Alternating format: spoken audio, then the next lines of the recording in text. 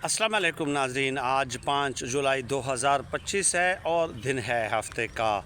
बिलावल ज़रदारी साहब ने Al Jazeera TV को एक इंटरव्यू दिया और उस इंटरव्यू में मसूद अज़हर साहब और हाफिज़ सईद साहब के हवाले से सवाल पूछा गया कि क्या आप ये लोग भारत के हवाले करने को तैयार हैं।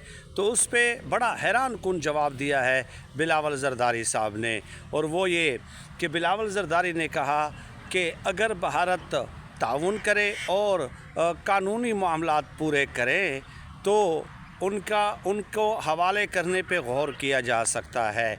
और आगे उन्होंने कहा कि भारत के साथ अगर हम मिलकर दहशतगर्दी के हवाले से कुछ मामलात हैं उस पे अगर इत्तेफाक राय हो जाता है तो इनके हवाले करने का जो वो है इम्कान, वो खारिज अज़ इम्कान नहीं है, यानी कि उनको हवाले किया जा सकता है। फिर बिलावल ज़रदारी साहब ने ये भी कहा कि हाफिज़ सईद साहब जो है नेशनल काउंटर टेररिज्म अथॉरिटी ने उनको ब्लैक लिस्ट में डाला हुआ है, 35 साल की वो सज़ा भुगत रहे हैं। और मसूद अज़हर साहब के हवाले से उन्होंने कहा कि मेरा ख़याल है और पाकिस्तानी हुकाम का ये कहना है कि मसूद अज़हर साहब पाकिस्तान में नहीं है बल्कि अफ़गानिस्तान में हैं। तो फिर बिलावल ज़रदारी से ये सवाल बनता है वैसे कि अफ़गानिस्तान में हैं तो आप कैसे उनको हवाले करेंगे।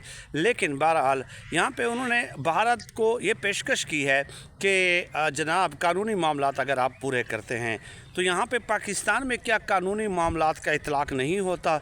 मतलब इमरान खान साहब को आपने 700 दिन आज मुकम्मल हो गए हैं, बेटों के साथ बात नहीं कराई जाती, बीवी के साथ बात नहीं कराई जाती, बहन के साथ मुलाकात नहीं करने दी जाती, इसके अलावा पार्टी रहनुमाओं से वकला से बात करने नहीं दी जाती। यास्मीन राशिद साहिबा को देख लें, कभी वकील नहीं है, कभी वकील चेंज हो जाता है, कभी प्रोसिक्यूशन बहाने बना लेती है, कभी फ़ाइल नहीं होती, फिर कभी कहा जाता है कि तैयारी नहीं है, तो ताख़ीर पे ताख़ीर, तारीख़ पे तारीख़ दी जाती है। आप बताइए, ख़वातीन और बच्चों को कैद किया गया और मतलब 2-2, 3-3 महीनों जो है केसेस जो है वो समाअत के लिए फ़िक्स नहीं होती। तो ये जो कानूनी मामलात पूरा करने की जो ऑफ़र है भारत को, वो सिर्फ भारत को ही क्यों है?